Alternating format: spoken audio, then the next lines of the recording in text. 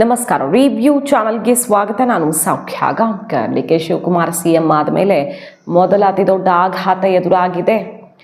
ರಾಜೀನಾಮೆ ಆಯ್ತಲ್ಲ ರಾಮಲಿಂಗಾರೆಡ್ಡಿ ಅವ್ರದ್ದು, ಆಮೇಲೆ ಏನೇನೋ ಮಾಡಿ ಕೂರಿಸಿದ್ದಾರೆ. ಅದು ಸಮಸ್ಯೆ ಸರಿ ಹೋಗಿದೆ ಅಂತಲ್ಲ, ಅದರ ಒಳ ಏಟು GB ಎಲೆಕ್ಷನಲ್ಲಿ ಬೀಳ್ಬಹುದು, ಅದೊಂದು ಆಗಿದೆ. ಕೃಷ್ಣ ಬೈರೇಗೌಡರದ್ದು ಪ್ರಹಸನ ಎಲ್ಲ ಆಗಿದೆ.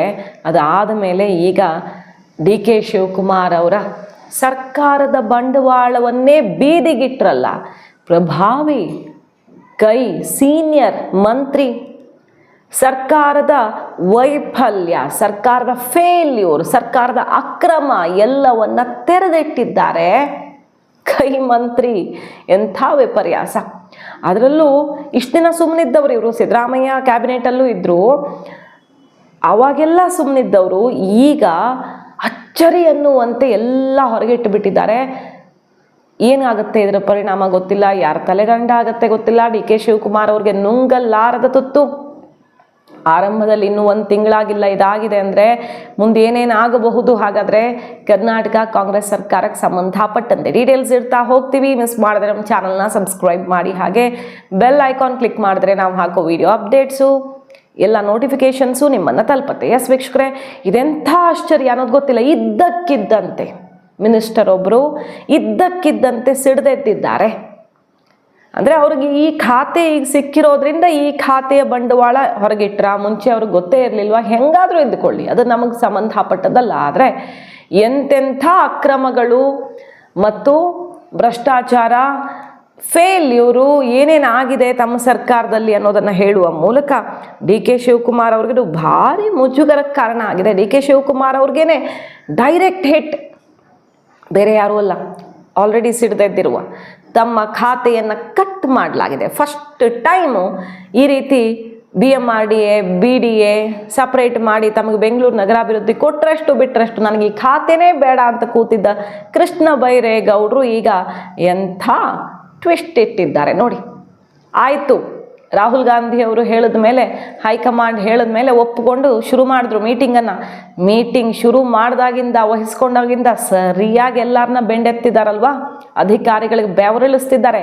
ಹಾಗೆ ಬೆಂಕಿ ರೀತಿಯಲ್ಲಿ ಬೈರೇಗೌಡರು ಉರಿತಿದ್ದಾರೆ.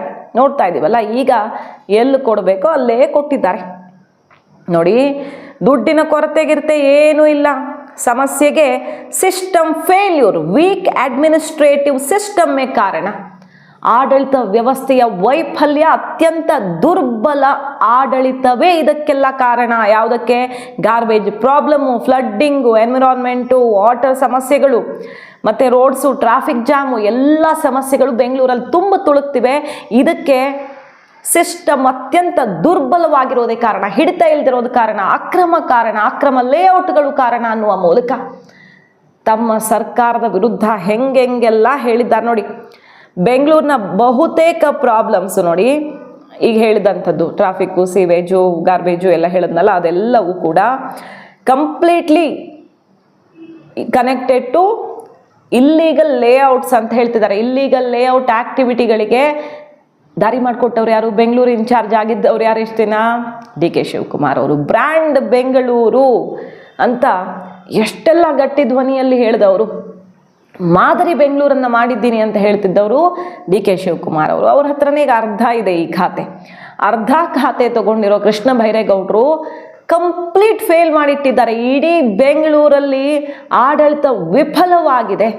ಅಕ್ರಮ ಲೇಔಟ್ಗಳ ಕಾರಣದಿಂದಾಗಿ ಇಷ್ಟು ಸಮಸ್ಯೆ ಆಗಿದೆ ಅನ್ನೋ ಮೂಲಕ ಅಕ್ರಮ ಲೇಔಟ್ಗೆ ಅವಕಾಶ ಮಾಡಿಕೊಡ್ಲಾಗಿದೆ ಅನ್ನುವ ಸೀಕ್ರೆಟನ್ನು ಕೂಡ ಹೊರಗಿಟ್ಟಿದ್ದಾರೆ. ಡಿ.ಕೆ. ಶಿವಕುಮಾರ್ ಅವರಿಗೆ ಇದಕ್ಕಿಂತ ಮುಜುಗರ, ಇದಕ್ಕಿಂತ ಮುಖಭಂಗ, ಇದಕ್ಕಿಂತ ಸೆಟ್ ಬ್ಯಾಕ್ ಬೇಕಾ? ಯಾಕಂದರೆ ಸಿಟ್ಟಿಂಗ್ ಮಿನಿಸ್ಟರ್ ಒಬ್ಬರು, ಸೀನಿಯರ್ ಒಬ್ಬರು, ಕೈ ಪ್ರಭಾವಿಯೊಬ್ಬರು, ಕೈ ನಿಷ್ಠಾವಂತರೊಬ್ಬರು, ಹೈಕಮಾಂಡ್ ಮಟ್ಟದಲ್ಲಿ ತುಂಬ ಕ್ಲೋಸ್ ಇವರು ರಾಹುಲ್ ಗಾಂಧಿ ಅವರಿಗೆಲ್ಲ. ಅಂಥವರೊಬ್ಬರು ಏನಂತ ಹೇಳ್ತಿದ್ದಾರೆ ಗೊತ್ತಾ? ಬೆಂಗಳೂರು ಸಿಟಿ ಬಗ್ಗೆನೇ ಮಾತಾಡ್ತಿದ್ದಾರೆ ಅವರು. ಬೆಂಗಳೂರು ಸಿಟಿ ಬಗ್ಗೆನೇ ಮಾತಾಡ್ತಿದ್ದಾರೆ. ಇದರ ಅರ್ಥ ಇಲ್ಲಿ ಐಡಿಯಾ ಇರೋರಿಲ್ಲ, ಮನಿ ಇಲ್ಲ ಅಂತಲ್ಲ, ಆದರೆ ನಿಯಮಗಳನ್ನ ಅನುಷ್ಠಾನ ಮಾಡುವಲ್ಲಿ ವಿಫಲವಾಗಿರೋದು ಇದಕ್ಕೆ ಕಾರಣ ಅಂತ ನೇರವಾಗಿ ಸರ್ಕಾರದ ವಿರುದ್ಧ ಮುಗಿಬಿದ್ದಿದ್ದಾರೆ. ವೀಕ್ ಗವರ್ನೆನ್ಸ್ ಅಂತ ನೇರವಾಗಿ ಅಟ್ಯಾಕ್ ಮಾಡ್ತಿದ್ದಾರೆ ತಮ್ಮದೇ ಸರ್ಕಾರವನ್ನ. ಮತ್ತು ಯಾರು ಇದಕ್ಕೆ ಡೈರೆಕ್ಟ್ ಆಗಿ ಇವರು ಹಿಂದೆ ಯಾರಿದ್ರೋ ಅವ್ರಿಗೆ ಹೋಗುತ್ತದು. ಅಂದರೆ ಡಿ.ಕೆ. ಶಿವಕುಮಾರ್ ಹತ್ತ ನೇರವಾಗಿ ಮುಗಿಬಿದ್ದಂಗೆ ಅರ್ಥ, ಇದು ಇನ್ನೇನೂ ಇಲ್ಲ. ಅಡ್ಮಿನಿಸ್ಟ್ರೇಟಿವ್ ಸಿಸ್ಟಮ್ ಸರಿ ಮಾಡಿಬಿಟ್ರೆ ಎಲ್ಲ ಸರಿ ಹೋಗುತ್ತೆ ಅಂತಿದ್ದಾರೆ. ಇಲ್ಲೀಗಲ್ ಲೇಔಟ್ಸ್ ಮತ್ತು ಅನ್ಆಥರೈಸ್ಡ್ ಕನ್ಸ್ಟ್ರಕ್ಷನ್ಸು, ಬೇಸಿಕ್ ರೈಟ್ಸು ಏನೇನು ಅವ್ರಿಗೆ ಕೊಡೋದಕ್ಕೆ ರೂಲ್ಸ್ ಇಡೋದು, ಇದೆಲ್ಲ ಸರಿ ಮಾಡಿಬಿಟ್ರೆ, ಇಲ್ಲೀಗಲ್ ಆ್ಯಕ್ಟಿವಿಟೀಸ್ನ ಸರಿ ಮಾಡಿಬಿಟ್ರೆ ಎಲ್ಲ ಸರಿ ಹೋಗುತ್ತೆ. ಮೊದಲು ಆಡಳಿತ ಸರಿಯಾಗಬೇಕು ಅನ್ನುವ ಮೂಲಕ ಕಾಂಗ್ರೆಸ್ ಸರ್ಕಾರದ ಬಹಳ ದೊಡ್ಡ ಸೀಕ್ರೆಟನ್ನು ಬಿಚ್ಚಿಟ್ಟಿದ್ದಾರೆ. ಅದು ಕೂಡ ಇದು ಬೆಂಗಳೂರು ನಗರಾಭಿವೃದ್ಧಿ ಖಾತೆಗೆ ಸಂಬಂಧಪಟ್ಟದ್ದು. ಇಂಟರ್ವ್ಯೂ ಕೊಡ್ತಿದ್ದಾರೆ ನೋಡಿ, ಡೆಕ್ಕನ್ ಹೆರಾಲ್ಡ್ ಕೊಟ್ಟಿದ್ದಾರೆ, ಕನ್ನಡದಲ್ಲೂ ಕೊಟ್ಟಿದ್ದಾರೆ, ಬೇರೆ ಬೇರೆ ಪೇಪರ್ಗಳಿಗೆ ಕೊಟ್ಟಿದ್ದಾರೆ. ಇಂಟರ್ವ್ಯೂ ಅಲ್ಲಿ ಹೆಂಗೆ ತೆಗೆದು ಕೊಟ್ಟಿದ್ದಾರೆ ಅಂದರೆ, ಕರ್ನಾಟಕ ಬಿಜೆಪಿಲಿ ಈ ರೀತಿ ಖಡಕ್ಕಾಗಿ ಪಾಯಿಂಟ್ ಎತ್ತಿ ಆಡಳಿತ ಪಕ್ಷ ತರಾಟೆಗೆ ತಗೊಳ್ಳೋರೇ ಯಾರು ಕಾಣಿಸ್ತಿಲ್ಲ. ಅಷ್ಟು ಖಡಕ್ಕಾಗಿ ಕೃಷ್ಣ ಬೈರೇಗೌಡರು ತರಾಟೆಗೆ ತಗೊಂಡಿದ್ದಾರೆ. ಎಷ್ಟು ವರ್ಷಗಳ ಸಮಸ್ಯೆ ಇದು, ಎಷ್ಟು ಸಲ ಹೇಳಬೇಕು. ಬ್ರೈನ್ ಡೆಡ್ ಆಗಿರುವಂಥ ಅಧಿಕಾರಿಗಳಿದ್ದಾರೆ ಅಂತೆಲ್ಲ ಮುಗಿಬಿದ್ದಿದ್ದಾರೆ ಅಧಿಕಾರಿಗಳ ವಿರುದ್ಧ ಮತ್ತು ಸಿಸ್ಟಮ್ ವಿರುದ್ಧ, ಆಡಳಿತ ವೈಫಲ್ಯದ ವಿರುದ್ಧ ಕೃಷ್ಣ ಬೈರೇಗೌಡರು ಸಮರ ಸಾರಿರೋದು. ಸೊ ಬೇಡದ ವಲ್ಲದ ಖಾತೆ ಕೊಟ್ಟಿದ್ದಕ್ಕೀಗ ಕೃಷ್ಣ ಬೈರೇಗೌಡರು ತನ್ನದೇ ಸರ್ಕಾರದ ಮಾನ ಮರ್ಯಾದೆಯನ್ನು ಹರಾಜಿಗಿಟ್ರ. ಇದು ಏನು ಮತ್ತೆ ಇದು? ಈಗ ಸರ್ಕಾರ ಬೈಯೋದು ಅಂದರೆ ಆಡಳಿತ ಪಕ್ಷದವ್ರು ಬೈಯೋಕ್ಕಾಗತ್ತಾ? ಅವರೇ ಮಾಡಬೇಕಾಗಿರೋದು. ವಿರೋಧ ಪಕ್ಷದವ್ರು ಬೈಬೋದಪ್ಪ. ಆಡಳಿತ ಪಕ್ಷದ ಸಚಿವರೊಬ್ಬರು ಅಂದರೆ ಪ್ರಭಾವಿಯೊಬ್ಬರು ಏನೋ ಸಣ್ಣ ಪುಟ್ಟ ಹೊಂದಾಣಿಕೆ ಸಮಸ್ಯೆ, ಫಂಡ್ ಸಮಸ್ಯೆ ಅದೆಲ್ಲ ಹೇಳ್ಕೊಂಡ್ರೆ ಓಕೆ, ಫಂಡ್ ಸಮಸ್ಯೆ ಇರುತ್ತೆ, ಶಾಸಕರಿಗೆ ಬೇಜಾರಿರುತ್ತೆ. ಬಟ್ ಇಡೀ ಕಂಪ್ಲೀಟ್ ನಮ್ಮ ಅಡ್ಮಿನಿಸ್ಟ್ರೇಟಿವ್ ಫೇಲ್ಯೂರ್ ಇದು ಅಂತ ಹೇಳ್ತಾರೆ ಅಂದರೆ, ವೀಕ್ ಗವರ್ನೆನ್ಸ್ ಅಂತ ಹೇಳ್ತಾರೆ ಅಂದರೆ ಏನಾಗಿರಬೇಡ ಒಳಗಡೆ ಅನ್ನೋದನ್ನು ಕಲ್ಪಿಸ್ಕೊಳ್ಳಿ. ಕನ್ನಡದ ಪೇಪರ್ ಕೊಟ್ಟಿರೋ ಇಂಟರ್ವ್ಯೂ ನೋಡಿ, ಇದು ಇಂಗ್ಲೀಷ್ದು, ಡೆಕ್ಕನ್ ಹೆರಾಲ್ಡ್ ಕೊಟ್ಟೆ ಇಂಟರ್ವ್ಯೂಗೆ. ಈ ಕನ್ನಡದ್ದು, ಬಿಲ್ ಮಾಡೋದಕ್ಕೋಸ್ಕರ ಕಾಮಗಾರಿ ಮಾಡ್ತಾ ಇದ್ದೀರೇನ್ರಿ ಅಂತ ಪ್ರಶ್ನೆ ಮಾಡಿದ್ದಾರೆ ಕೃಷ್ಣ ಬೈರೇಗೌಡರು. ಸೊ ಬಿಲ್ ಮಾಡೋದಕ್ಕೆ, ಕಮಿಷನ್ ಹೊಡೆಯೋದಕ್ಕೆ, ಇಲ್ಲಿಗಲ್ ಲೇಔಟು ಮತ್ತೊಂದು ಆ್ಯಕ್ಟಿವಿಟೀಸ್ಗೆಲ್ಲ ಪರ್ಮಿಷನ್ ಕೊಟ್ಟಿದ್ದು ಯಾರು? ಬೆಂಗಳೂರು ಇನ್ಚಾರ್ಜ್ ಹಿಂದಿನ ಮಿನಿಸ್ಟರ್ ಕಡೆಗೆ ಹೇಳ್ತಿದ್ದಾರೆ ಅವರು. ಯಾರಿಗೆ ಹೇಳ್ತಿದ್ದಾರೆ ಗೊತ್ತಿಲ್ಲ.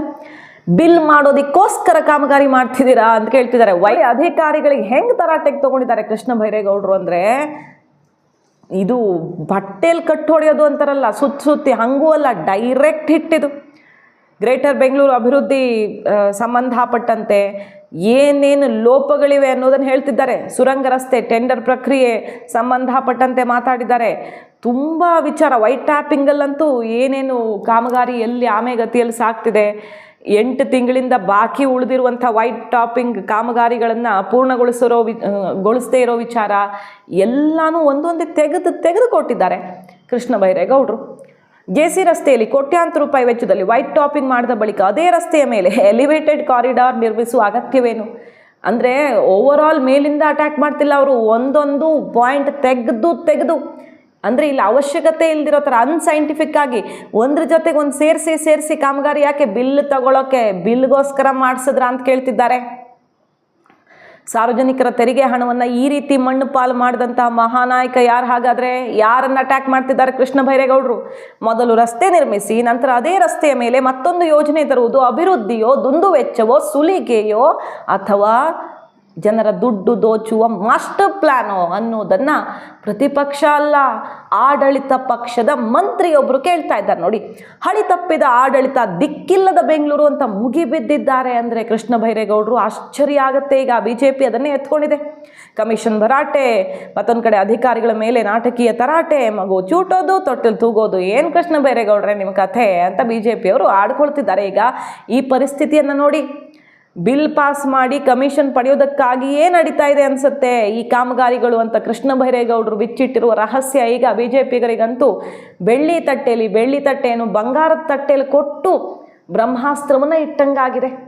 ಎಂತಹ ಪರಿಸ್ಥಿತಿ ಬಂದಿದೆ ಅಂದರೆ, ಈ ರೀತಿ ಒಬ್ಬರು ಮಂತ್ರಿ ಇಷ್ಟು ಎಳೆಯಾಗಿ ಅಕ್ರಮಗಳನ್ನು ಬಿಡಿಸಿಟ್ಟಿರೋದಿರಲಿಲ್ಲ. ಈ ಸಲ ಕೃಷ್ಣ ಬೈರೇಗೌಡರು ರೊಚ್ಚಿಗೆ ಎದ್ದು ಬಿಟ್ಟಿದ್ದಾರೆ. ನೋಡಿ, ಗ್ರೇಟರ್ ಬ್ಯಾಂಗ್ಳೂರು ಪ್ರಾಧಿಕಾರ ವ್ಯಾಪ್ತಿಯಲ್ಲಿ 5 ನಗರ ಪಾಲಿಕೆಗಳು ಮುಖ್ಯಮಂತ್ರಿಗಳ ಮೂಲ ಸೌಕರ್ಯ ಯೋಜನೆಯಡಿ 992 ಕೋಟಿ ರೂಪಾಯಿ ವೆಚ್ಚದಲ್ಲಿ ಕೈಗೆತ್ತಿಕೊಂಡಿರೋ ರಸ್ತೆ ಕಾಮಗಾರಿಗಳ ವೇಗ ಆಮೆಗತಿಯಲ್ಲಿದೆ, ನಡೀತಾನೇ ಇಲ್ಲ. 2026 ಜೂನ್ 15 ಅಂತ್ಯಕ್ಕೆ ರಸ್ತೆ ಕಾಮಗಾರಿಗಳು ಬರೀ 14% ಪ್ರಗತಿಯಲ್ಲಿವೆ ಅನ್ನೋದನ್ನು ಎತ್ತು ತೋರಿಸ್ತಿದ್ದಾರೆ. ಬೆಂಗಳೂರು ರಸ್ತೆಗಳು ಇನ್ನಾದರೂ ಗುಣಮಟ್ಟದಿಂದ ಕೂಡಿರ್ಬೇಕ್ರಿ. ರಸ್ತೆಗಳು ಕನಿಷ್ಠ 23 ವರ್ಷ ವರ್ಷ ಬಾಳಿಕೆ ಬರಬೇಕು. ಅಂದರೆ ಇಷ್ಟು ದಿನ ಅಂತೂ ಆಗಿಲ್ಲ, ಇನ್ನು ಮುಂದೆ ನಾನು ಬಿಡಲ್ಲ ಸರಿಯಾಗಿ ಮಾಡದಿದ್ರೆ ಅಂತ ಎಚ್ಚರಿಸ್ತಿದ್ದಾರೆ. ಸೊ ಬ್ರ್ಯಾಂಡ್ ಬೆಂಗಳೂರು ಅಂತ ಹೇಳಿದಂಥ ಡಿ ಕೆ ಶಿವಕುಮಾರ್ ಅವರು ಕಳಪೆ ಕಾಮಗಾರಿ ಮಾಡಿಸೋಗಿದಾರಾ, ಬಿಲ್ಗೋಸ್ಕರ ಸುಮ್ಮನೆ ಕಾಮಗಾರಿ ಮಾಡಿಸೋಗಿದಾರಾ, ಏನಿದ್ರ ಅರ್ಥ ಅದು ಗೊತ್ತಾಗಬೇಕಾಗಿದೆ. ಗೊತ್ತಿಲ್ಲ, ಅವರು ಡಿ ಕೆ ಶಿವಕುಮಾರ್ ಅವರು ಅಂತ ಏನು ಹೇಳಿಲ್ಲ. ಸಿಸ್ಟಮ್ ಸರಿ ಇಲ್ಲ, ಬೆಂಗಳೂರು ನಗರ ಅಭಿವೃದ್ಧಿ ಇಲಾಖೆ ಫೇಲ್ ಆಗಿದೆ ಅನ್ನೋದನ್ನು ಹೇಳ್ತಿದ್ದಾರೆ. ಇವರಂತೂ ಈಗ ಬಂದವರು. ಸೊ ಯಾರಿಗದು ಹೇಳ್ದಂಗಾಯ್ತು? ರಸ್ತೆ ಗುಂಡಿಗಳನ್ನ ಶೀಘ್ರ ಮುಚ್ಚಿ ಎಲ್ಲ ಸರಿ ಮಾಡಬೇಕು. ರಸ್ತೆ ಅಗಲ 4 ಮೀಟರ್ಗಿಂತ ಕಡಿಮೆ ಇದ್ದರೂ ಸೆಂಟರ್ ವೈಟ್ ಮಾರ್ಕಿಂಗ್ ಮಾಡಲೇಬೇಕು. ಅಧಿಕಾರಿಗಳಿಗೆ, ಎಂಜಿನಿಯರ್ಗಳಿಗೆ ಯಾವ ರೀತಿ ತರಾಟೆಗೆ ತಗೊಂಡಿದ್ದಾರೆ ಅಂದರೆ ಕೃಷ್ಣ ಬೈರೇಗೌಡರು ರಣಾರ್ಭಟ, ಕೃಷ್ಣ ಬೈರೇಗೌಡರು ಆರ್ಭಟಕ್ಕೆ ಬೆಚ್ಚ ಬಿದ್ದಿದ್ದಾರೆ. ಅಧಿಕಾರಿಗಳು, ಕಾಂಗ್ರೆಸ್ ನಾಯಕರು, ಮುಖ್ಯಮಂತ್ರಿಗಳಿಗೆ ಡೈರೆಕ್ಟ್ ಹಿಟ್. ಇದು ಬೇರೆ ಯಾರಿಗೂ ಅಲ್ಲ. ನೋಡಿ ಯಾವ ರೀತಿ ಇಂಟರ್ವ್ಯೂ ಕೊಡ್ತಿದ್ದಾರೆ, ಮಾತಾಡ್ತಿದ್ದಾರೆ. ಮೀಟಿಂಗ್ ತಗೊಳ್ಳಿ, ಇಲ್ಲ ಪೇಪರು ಇಂಗ್ಲೀಷು ಕನ್ನಡ ಎಲ್ಲರಿಗೂ ಕೊಟ್ಟಿರುವಂಥ, ಅಂದರೆ ನೇಷನ್ ವೈಡ್ ರೀಚ್ ಆಗೋ ರೀತಿಯಲ್ಲಿ ಇಂಗ್ಲೀಷ್ ಪೇಪರ್ಗೂ ಎಲ್ಲ ಕಡೆ ಕೊಟ್ಟಿರೋ ಇಂಟರ್ವ್ಯೂ ನೋಡಿ ಯಾವ ರೀತಿ ಕೃಷ್ಣ ಬೈರೇಗೌಡರು ತರಾಟೆಗೆ ತಗೊಂಡಿದ್ದಾರೆ ಅಂದರೆ ಎಲ್ಲ ಇನ್ನು BJP ಕೆಲಸನೇ ಇಲ್ಲ ಅನ್ಸುತ್ತೆ. ಮಾಡದೆ ಅದರಲ್ಲಿ ಡೈರೆಕ್ಟ್ ಆಗಿ ನೀವು ಆಸ್ಫಾಲ್ಟ್ ಅನ್ನ ಹಾಕಿದ್ರೆ ಅದು ಎಲ್ಲಿ ಉಳಿತದೆ? ಸಾಧ್ಯನೇ ಇಲ್ಲ ಉಳಿಲಿಕ್ಕೆ. ಎಲ್ಲ ನಮ್ಗೆ ಬೇರೆ ಏನಾದ್ರೂ ನಾವ್ ಹಿಂಗಲ್ಲ ಹಿಂಗ್ ಮಾಡಿ ಅಂದ್ರೆ ಥಿಯರಿ ಲೆಕ್ಚರ್ ಕೊಡ್ತಾರೆ. ಕೆಲಸ ಮಾಡೋದು ನೋಡಿದ್ರೆ ಥಿಯರಿಗೂ ಕೆಲಸಕ್ಕೂ ಸಂಬಂಧನೇ ಇಲ್ಲ.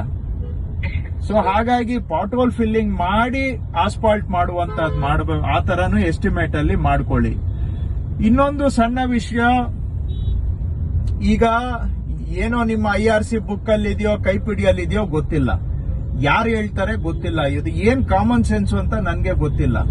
ಒಂದು ರಸ್ತೆ ಮಾಡಿದ್ರೆ ಎಡ್ಜಸ್ ಅಲ್ಲಿ ಮಾತ್ರ ಲೇನ್ ಮಾರ್ಕಿಂಗ್ ಮಾಡ್ತಾರೆ. ಇಲ್ಲಿ ಹಂಗಾದ್ರೆ ಏನು, ಎರಡು ಬದಿ ಮಧ್ಯ ಲೆಫ್ಟ್ ಅಲ್ಲಿ ರೈಟ್ ಹೋಗ್ಬಹುದು, ರೈಟ್ ವೆಹಿಕಲ್ ಲೆಫ್ಟ್ ಲೇನ್ ಅಲ್ಲಿ ಹೋಗಬಹುದು. ಏನು ಲೇನ್ ಡಿಮಾರ್ಕೇಶನ್ ಇರೋದಿಲ್ಲ. ಎಂಡ್ ಅಲ್ಲಿ ಮಾತ್ರ ಏನು ಲೇನ್ ಮಾರ್ಕಿಂಗ್ ಮಾಡ್ತಾರೆ. ಸೆಂಟರ್ ಅಲ್ಲಿ ಲೆಫ್ಟ್ ರೈಟ್ ಅಂತ ಡಿವಿಷನ್ ಮಾಡೋದಿಕ್ಕೆ ಲೇನ್ ಮಾರ್ಕಿಂಗೇ ಮಾಡೋದಿಲ್ಲ. ಅದು ಯಾವ ಲಾಜಿಕ್ ಇದೆ ಇದರಲ್ಲಿ ಗೊತ್ತಿಲ್ಲ. ಅಲ್ಲಿ ಕೆಲಸ ಮಾಡುವಾಗ ಎಷ್ಟು ನಮ್ಮ ಇಂಜಿನಿಯರ್ಗಳು ತಲೆ ಅಪ್ಲೈ ಮಾಡೋದಿಲ್ಲ, ಎಷ್ಟು ಬ್ರೈನ್ ಡೆಡ್ ಆಗಿದೆ ಅಂದ್ರೆ, ನಾನು 1000 ಬಾರಿ ಹೇಳಿದ್ರು ಕೂಡ ಹೋಗ್ಬಿಟ್ಟು ಎಡ್ಜ್ ಅಲ್ಲಿ, ಎರಡು ಎಡ್ಜ್ ಅಲ್ಲಿ ವೈಟ್ ಲೈನ್ ಮಾರ್ಕಿಂಗ್ ಮಾಡ್ತಾರೆ ಬಿಟ್ರೆ ಸೆಂಟ್ರಲ್ ಲೈನ್ ಮಾರ್ಕಿಂಗ್ ಮಾಡೋದಿಲ್ಲ. ಅದಕ್ಕಾಗಿ ಎಸ್ಟಿಮೇಟ್ ಇವಾಗ ಮಾಡ್ತಾ ಇದ್ದೀರಾ, ಟೆಂಡರ್ ಕರೀತಾ ಇದ್ದೀರಾ. ನಾನು ಹೇಳೋದು 4 ಮೀಟರ್ಗಿಂತ ವಿಡ್ತ್ ಕಡಿಮೆ ಇದ್ರೆ ಕೂಡ ಸೆಂಟರ್ ಲೈನ್ ಮಾರ್ಕಿಂಗ್ ಮಾಡಬೇಕು. ಸೈಡ್ ಲೈನ್ ಮಾರ್ಕಿಂಗ್ ಬಿಟ್ಬಿಡಿ. ಐ ರಿಪೀಟ್, 4 ಮೀಟರ್ ವಿಡ್ತ್ಗಿಂತ ಕಡಿಮೆ, 4 ಮೀಟರ್ ವಿಡ್ತ್ ಇದ್ರೆ ನೀವು ಸೈಡ್ ಮಾರ್ಕಿಂಗು ಸಣ್ಣ ರಸ್ತೆಗೆ ಬೇಕಾಗೇ ಇಲ್ಲ. Don't waste your money. ಬಹುಶಃ ಇನ್ನು ಸಮನ್ವಯ ಸಮಿತಿ ಸಿದ್ದರಾಮಯ್ಯನವ್ರು ಮಾಡಬೇಕು ಅಂತ ಹೇಳಿದ್ರ ರಹಸ್ಯ ಈಗ ಗೊತ್ತಾಗ್ತಿದೆ ನೋಡಿ. ಸಮನ್ವಯ ಸಮಿತಿ ಮೈತ್ರಿ ಸರ್ಕಾರದಲ್ಲಿ ಮಾಡ್ತಾರೆ, ಕಾಂಗ್ರೆಸ್ ಸರ್ಕಾರದಲ್ಲಿ ಕಾಂಗ್ರೆಸ್ನ ಒಳಗಡೆನೆ ಸಮನ್ವಯ ಯಾಕೆ ಅನ್ನೋ ಪ್ರಶ್ನೆ ಎದ್ದಿತ್ತು. ಹೈಕಮಾಂಡ್ ಚೇಚೆ ಅದೆಲ್ಲ ಬೇಡ ಅಂತ ಹೇಳಿತ್ತು. ಮುಜುಗರ ಆಗುತ್ತಲ್ಲ ಯಾಕೆ ಸಮನ್ವಯ ಸಮಿತಿ ಅಂತ. ಈಗ ಬಹುಶಃ ಡಿ ಕೆ ಶಿವಕುಮಾರ್ ಅವ್ರ ಸರ್ಕಾರದಲ್ಲಿ ಸಮನ್ವಯ ಸಮಿತಿ ಬೇಕಾಗತ್ತಾ ಅಂತ. ಸರ್ಕಾರದ ವಿರುದ್ಧ ಆಡಳಿತ ಪಕ್ಷದವರೇ ಮುಗಿಬಿದ್ದಿದ್ದಾರೆ ಅಂದರೆ ವಿರೋಧ ಪಕ್ಷಗಳು ಜಾಬ್ಲೆಸ್ ಆಗ್ಬಿಟ್ವು. ಈಗ ಅಂತಹ ಒಂದು ದುಸ್ಥಿತಿ ಬಂತ ಕರ್ನಾಟಕದಲ್ಲಿ. ಬಿಡದಿ ಟೌನ್ಶಿಪ್ ಅಂತ ಬಂದರೆ ಸತೀಶ್ ಜಾರಕಿಹೊಳಿ ಅವರು ಪಕ್ಷಕ್ಕೆ ಡ್ಯಾಮೇಜ್ ಆಗುವಂಥ ಯೋಜನೆ, ಸರ್ಕಾರಕ್ಕೆ ಡ್ಯಾಮೇಜ್ ಆಗುವಂಥದ್ದು ಇದು ಯೋಜನೆ ಅನ್ನೋದನ್ನು ಪರಾಮರ್ಶಿಸಬೇಕು, ಕ್ಯಾಬಿನೆಟಲ್ಲಿ ಎತ್ಕೊಳ್ತೀವಿ ಅಂತಿದ್ದಾರೆ. ಇಲ್ಲಿ ನೋಡಿದ್ರೆ ರಸ್ತೆ, ಬೆಂಗಳೂರು ನಗರಾಭಿವೃದ್ಧಿ ಬಗ್ಗೆ ಈ ರೀತಿ ಚಾಟಿ ಏಟು ಕೊಡ್ತಿದ್ದಾರೆ ಕೃಷ್ಣ ಬೈರೇಗೌಡರು. ಹಾಗಾದರೆ ಡಿ ಕೆ ಶಿವಕುಮಾರ್ ಅವ್ರ ಕಥೆ ಏನು ಇನ್ನು ಮುಂದೆ? ಅಲ್ಲಿ ನೋಡಿದ್ರೆ ಕೇರಳ ಇದಕ್ಕೆ ಫಾರ್ಮ್ ಹೌಸ್ಗೆ ಶಿಫ್ಟ್ ಆಗ್ತಿದ್ದಾರೆ. ಹಲವಾರು ಪ್ರಭಾವಿ ಶಾಸಕರು, ಮಾಜಿ ಸಚಿವರ ಜೊತೆಗೆ ಸಿದ್ದರಾಮಯ್ಯನವರು. ಕಾದ್ ನೋಡಬೇಕು. ಕರ್ನಾಟಕದಲ್ಲಿ ಆರಂಭದಲ್ಲಿಯೇ ಈಗ ಕಿಡಿ ಹೊತ್ತುಕೊಂಡಿದೆ. ಈಗ ಒಂದು ವಾರ, ಒಂದು 10 ದಿನ ಬೂದಿ ಮುಚ್ಚಿದ ಕೆಂಡದಂತಿದ್ದು ಇಷ್ಟು ಬೇಗ ಬ್ಲಾಸ್ಟ್ ಆಗುತ್ತೆ ಅಂತ ಅಂದ್ಕೊಂಡಿರಲಿಲ್ಲ ಯಾರು. ಸ್ವಲ್ಪ ದಿನ ತಳ್ಳಬಹುದು ಅಂತ ಅಂದ್ಕೊಂಡಿದ್ರು. ಆದರೆ ಈಗ ಬಹಳ ಗಂಭೀರ ಆಗಿದೆ. ರಾಮಲಿಂಗಾರೆಡ್ಡಿ ಅವರು BTM ಲೇಔಟ್ ಬಿಟ್ಟು ಕಾಲು ಹೊರಗಿಡಲ್ಲ, GBR ಎಲೆಕ್ಷನ್ ಅದು ಹೆಂಗೆ ಮಾಡ್ತಿರೋ ಮಾಡಲಿ ನೋಡೋಣ ಅನ್ನೋ ರೀತಿಯಲ್ಲಿ ತನ್ನ ಬೆಂಬಲಿಗರಿಗೆ ಮೆಸೇಜ್ ಕೊಟ್ಟಿದ್ದಾಗಿದೆ ಅನ್ನೋ ಸುದ್ದಿ ನೋಡೇ ಇರ್ತೀರಾ ನೀವು. ಅವೆಲ್ಲ ಆಮೇಲೆ ಸಮಾಧಾನ ಮಾಡಿದ್ರು, ರಾಜೀನಾಮೆ ವಾಪಸ್ ತಗೊಂಡ್ರು ಅನ್ನೋ ಥರದಲ್ಲಿ ತೋರಿಸಿದ್ದೇನೋ ಆಯಿತು. ಆದರೆ ಒಳಗಡೆ ಏನಾಗ್ತಿದೆ ಅನ್ನೋದು ಈಗ ಬ್ಲಾಸ್ಟ್ ಆಗಿದೆ. ನೋಡೋಣ ಡಿ ಕೆ ಶಿವಕುಮಾರ್ ಅವರ ಸಾಮರ್ಥ್ಯ ಹೇಗಿದೆ, ಇದನ್ನೆಲ್ಲ ಮ್ಯಾನೇಜ್ ಮಾಡ್ಕೊಂಡು ಹೋಗ್ತಾರಾ, ಹೈಕಮಾಂಡ್ ಇದನ್ನು ಯಾವ ರೀತಿ ಗಮನಿಸ್ತಿದೆ ಅಂತ. ಮಾಹಿತಿ ಇಷ್ಟ ಆಗಿದ್ರೆ ಮಿಸ್ ಮಾಡಿದ್ರೆ ನಮ್ಮ ಚಾನಲ್ನ ಸಬ್ಸ್ಕ್ರೈಬ್ ಮಾಡಿ, ನಿಮ್ಮ ಅಭಿಪ್ರಾಯ ಕಮೆಂಟ್ ಮಾಡಿ ತಿಳಿಸಿ. Thank you.